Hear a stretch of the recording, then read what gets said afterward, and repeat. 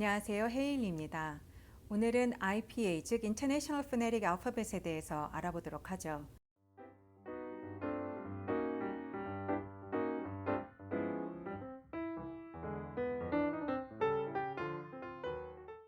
International Phonetic Alphabet은 영어가 스펠링대로 읽혀지지 않는 언어이기 때문에 또 따로 이렇게 어떻게 발음이 된다라고 알려주는 방법으로 쓰여져 있는데요.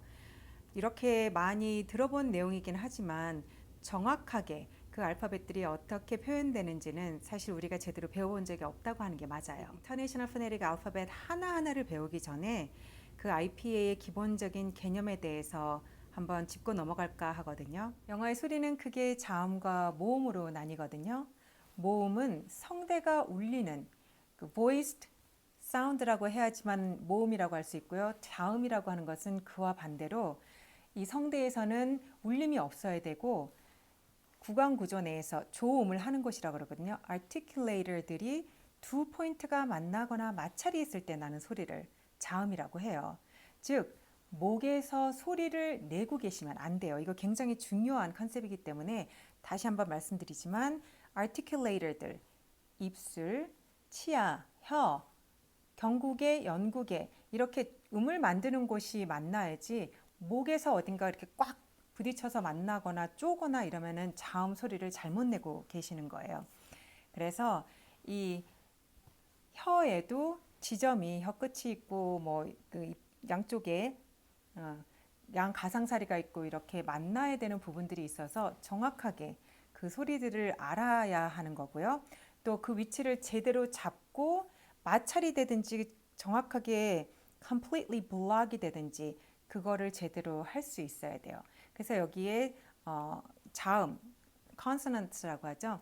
The breath is at least partially obstructed. 막혀야 된다라고 하죠. 어딘가가 막히고 마찰이 돼야 된다. 모음 알아볼게요. 모음은 공기가 이 통로를 지나면서 windpipe라고 하거든요. 거기에 vocal cord가 있을 거 아니에요. 성대. 성대를 울리면서 나는 소리를 모음이라고 합니다. 그러니까 articulator들, 아까 말했던 조음을 하는 곳은 막힘이 없어야 돼요. windpipe는 공기가 지나가야 되는 곳이라고 했잖아요. 그러면 그 공기가 시작되는 지점이 있어야 되고 배가 혹은 흉곽이 그 기능을 해야지 제대로 소리가 나갑니다. 목에서부터 소리를 내기 시작하시는 분들이 있어요. 그러면은 소리가 갈라지거나 목이 일을 해야 되기 때문에 긴장을 하는, 영어를 할 때 긴장을 하면서 말하게 되는 그런 많은 분들이 목을 잘못 사용하고 있어서 이상한 소리가 나는 그런 결과가 나오거든요. 자, 그러면은 이 소리를 내는 구조물, 모음에서는 어디도 막히면 안 되니까요. 그 방이라고 해볼게요. 그 방이 천장, 바닥, 그 다음에 현관 앞에 쪽 아니면 뒤쪽 저 안쪽으로 무엇이 형성하고 있는지 한번 알아볼게요. 아래에서 바닥 역할을 해줘야 되는 건 이 혀가 하고 있는 역할이에요. 혀는 이 그림에서 보시는 것처럼 제가 그 주변에 당기는 다른 근육들까지 다 그려져 있는 거를 가져와 봤는데요. 이 명란젓처럼 생긴 요 부분이 혀이고 그 혀는 사실 목으로 내려가는 근육이 있고 또 이렇게 턱관절과 연결되는 또 다른 근육이 있고 굉장히 많은 근육이 잡아당길 수 있는 게 이 혀예요. 소리를 내는 것은 혀가 하는 거지 이 주변에 있는 다른 근육들이 하면 안 되거든요. 이 부분 잠깐 기억하고 나중에 다시 한번 짚어볼게요. 자, 이 조음을 하는 구조물에서 윗부분을 차지하고 있는 것은 입천장이죠. 경구개와 연구개 부분을 나눌 수 있는데요. 이 그림에서 보시는 것처럼 치열 바로 뒤쪽에 이렇게 혀끝으로 위를 이렇게 천장을 느끼면서 지나가 보면은요. 두 개의 골격 범스가 느껴지실 거예요. 볼떡볼떡 이렇게 느껴지시거든요. 두 번째 그 볼떡한 부분을 지나가서 더 넘어가 보면은 아마 소프트한 곳이 느껴질 건데 거기가 바로 연구개예요. 다음은 soft palate, 연구개 쪽이 나오네요. 아까 혀로 이렇게 천장을 쓱 쓸었을 때 갑자기 폭신폭신한 게 안쪽에서 만져지거든요. 그 연구개는 사실 올리고 내리고 할 수 있는 운동 방법이 있어요. 우리가 느낄 수도 있고 연구개를 올리는 방법은 하품을 하거나 어? 하고 좀 어를 놀라는 위로 올리는 표정을 짓다 보면은 광대뼈쯤에서 연고개가 올라가는 게 느껴지실 거예요. 그리고 바로 밑에 후두 덮개라고 에피글로티스라는 부분이 나와 있죠. 이거는 인두와 후두 사이에서 음식물이 후두 쪽으로 넘어가지 못하게 이렇게 덮개 역할을 하는 거거든요. 물을 살짝 삼켰을 때, 침을 삼키거나 물을 삼켰을 때 그 음식물이 기관지 쪽으로 넘어가지 못하게 탁 막고 식도로만 이 음식물을 지나가게 하는 거거든요. 여러 가지 스피킹을 가르쳐주는 미국 선생님들이 빨대로 물을 마시거나 침을 삼키는 연습을 하면서 이 에피글로티스를 느끼게 하는 연습을 하게 해요.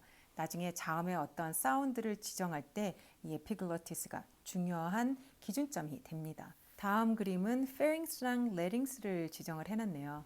아까 말씀드린 것처럼 이 후두 덮개가 있는 그 아랫부분이 성대가, 레링스 가운데 밑에쯤에 성대가 위치하고 있는 곳이에요. 이 후두가 전혀 힘을 받지 않고 말을 편하게 해야지 거기에서 연결된 아까 처음 그림에서 보여드렸죠. 이 혀 아래쪽에 있는 근육들이 당겨지지 않아요. 그리고 그렇게 뿌리 근육이 당겨지지 않으면 혀가 편하게 발음을 할 수 있다는 거죠. 우리 영어 발음을 연습하다 보면은 많은 분들이 혀가 잘 안 움직여요 라고 얘기를 하시거든요. 저도 어느 분이 계속 이 발음이 안 된다고 거기까지 혀가 안 닿는다라고 컴플레인을 많이 하는데 사실 이 목 근육을 이완해 주는 법, 결국은 배 아래쪽에 힘을 주는 법으로 하니까 그 모든 발음이 전부 다 편하게 이렇게 다 고쳐지는 그런 일이 있어요. 자, 이렇게 구강 구조물에 두 지점 이상이 만나서 partially block 되거나 아니면 complete block이 되면서 자음의 소리가 정해진다라고 했습니다. 자음은 기본적으로 성대가 울리면 안 되는 보이싱이 심하지 않은 그런 형태로 소리를 내야 돼요. 그러니까 자음이 여기 목에서 형성되면은 그건 잘못 발음하고 있다라는 뜻이기도 하고요. 자음에도 물론 voiced consonant, 유성 자음이라고 하죠. and unvoiced consonant or voiceless consonant, 무성 자음이라고 하거든요. 그 자음이 유성을 내고 무성을 내는 방법은 모음이 유성을 내는 방법과는 좀 다른 방법으로 쓰고 있어요. 그거는 나중에 차근차근 하나씩 알아보기로 하고요.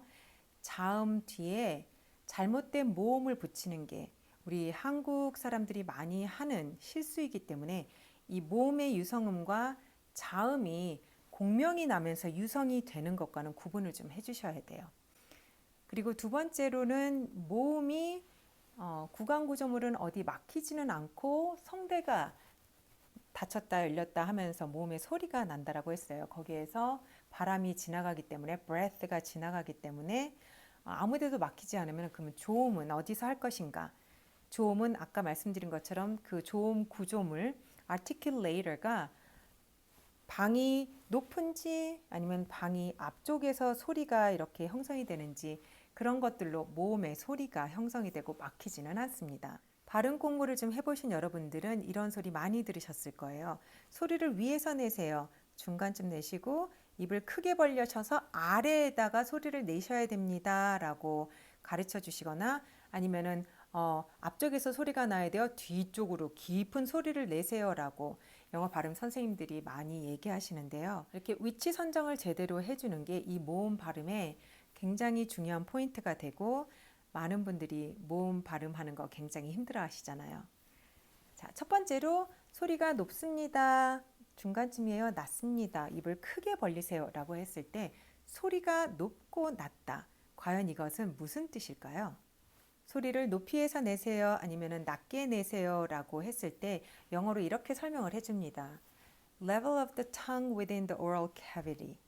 자, 혀의 레벨이 입 구강 구조 안에서 어떻게 포지셔닝을 하느냐에 따라서 높은 중간쯤 있는 많이 아래쪽에 있는 즉 우리가 보기에는 입이 많이 열린 이라고 할 수 있죠. 그리고 또 두 번째로는요. How far forward or back of the tongue positioned. 혀가 앞쪽에 있느냐 뒤쪽에 있느냐 이 포지셔닝이 앞에서 소리가 납니다. 뒤쪽으로 빼서 소리를 내세요 라고 front, central, back vowels라고 이렇게 표현을 해줘요. 이거는 다음 시간에 이 vowel 매핑을 할 때 정확하게 일일이 다 설명을 해드리겠지만은요. 오늘은 주요 개요에서 제가 뭐라고 말씀드렸죠? 혀가 앞에 있고 중간에 있고 뒤에 있습니다. 다시 한번 말씀드릴게요. 혀 뿌리로 밑으로 잡아당기지 마세요. 혀 뿌리로 이렇게 턱을 뒤로 잡아당겨서 이 근육을 억지로 당기지 마세요. 제가 무수히 반복하게 될 이야기이기도 한데요. 목을 긴장하는 건 절대로 어떤 사운드를 내건 간에 하셔서는 안 되는 그런 동작이에요. 자, 세 번째로 모음을 내는 방법 중에 tense, muscle tension에 대해서 나오거든요. 어떤 근육 텐션이요? 이 명란젓 같이 보여지는 혀 근육만 텐션을 하셔야 돼요. 혀를 텐션을 줬다가 혀를 릴렉스를 하는 방법. 이것은 따로 배우시고 훈련을 해야지 버릇이 됩니다. 습관화하셔야 돼요. 우리 말하기는요. 배워서 말할 때 이렇게 말해야겠다라고 생각을 한다고 그대로 되는 게 아니에요. 자, 이 다음 거는 tongue movement. tongue이 simply one 포지션에 있거나요. 아, 에, 이 가만히 한 포지션에 있거나 아니면은 글라이드를 해요. O, A. 물론 이중 모음만 글라이딩을 하지는 않습니다. 모든 영어 소리의 기본적인 동작은 글라이딩입니다. 타, T라는 자음 포지션에서 아라는 모음으로 제가 아까 입을 열어야 된다라고 했잖아요. 그것도 글라이딩이에요. 타, 타. 이렇게 T와 R을 동시에 너무 짧게 하시면은 T를 아예 얹는 그런 느낌이 나거든요. 영어는 그렇게 발음하시면 안 되고요. 그리고 글라이딩을 하는 사운드만큼이나 또 중요한 게 stop 할 수 있는 그런 사운드들을 익혀줘야 돼요. 혀가 굉장히 자유롭고 편안하게 독립적으로 움직일 수 있어야지 가능한 내용들이거든요. 오늘 IPA에 대해서 알아봤어요. 자음과 모음. 자음은 articulator 중에서 두 지점이 만나거나 마찰이 있을 때 나는 소리고 성대가 많이 움직이거나 울리면 안 됩니다 라고 했고요. 모음은 성대가 계속 울리고 있어야 되고 소리가 나가면서 성대는 긴장하지 말고 울리고 소리 자체가 형성되는 거는 역시 articulator가 낮게 있느냐 높게 있느냐 앞쪽에 있느냐 뒤쪽에 있느냐 이것에 대해서 알아봤어요. 그렇다면 제가 자꾸 턱은 움직이지 말라고 했습니다. 입은 어떻게 벌리나요? 그리고 입술을 벌려주라는 그런 발음 선생님들이 많은데 그런 경우는 어떻게 해야 되는 건가요? 제가 얼굴 근육에 대해서, 입술 근육에 대해서는 전혀 언급을 하지 않았거든요. 턱과 입술 근육, 얼굴 근육은요. 어떤 포지션을 하고 계시건 긴장을 하시면 안 돼요. 항상 웃는 얼굴로 말할 수 있고요. 웃지 않고 계속 이렇게 입술을 움직이지 않고 별로 말을 할 수도 있어요. 실제로 American Accent Training에서 보면은요. American says, read my lips when you try to hear me out. 보통은 입술을 좀 읽어, 내가 뭐라고 말하는지 좀 읽어봐 라고 하지만은요. Well, actually, we're not moving our lips that much. 영어 할 때 입술을 그렇게 많이 움직이지 않는다라고 해요. 다음 시간에는 이 모음에 대해서 아직도 많이 갸우뚱거리시는 분들이 있을 텐데 조금 더 알아보도록 할게요.